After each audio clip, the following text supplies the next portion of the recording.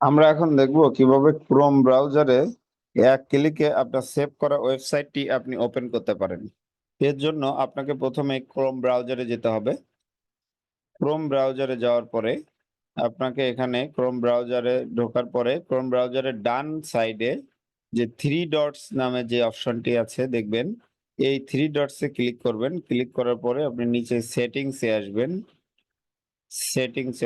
Settings আসার পরে এখানে বাম সাইডে দেখতে পাবেন অন স্টার্টআপ নামে একটি অপশন আছে।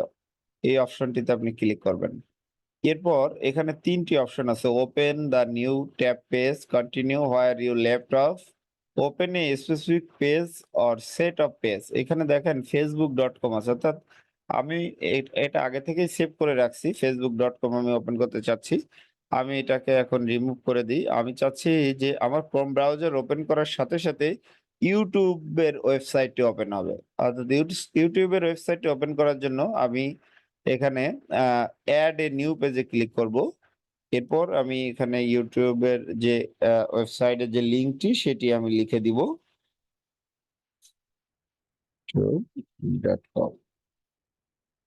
দেখেন আমি এখানে অ্যাড করে দিলাম। এখন যদি আমি ক্রোম ব্রাউজার ওপেন করি আমাকে সাথে সাথে youtube.com নিয়ে যায়। আপনি চাইলে এখানে মাল্টিপল ওয়েবসাইট অ্যাড করতে পারেন, মানে www.google.com,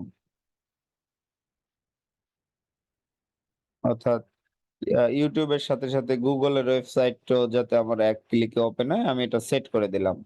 এখন আমি ক্রোম ব্রাউজারে যাচ্ছি।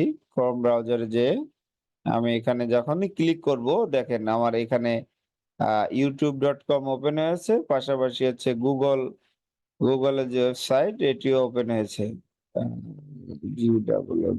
google.com।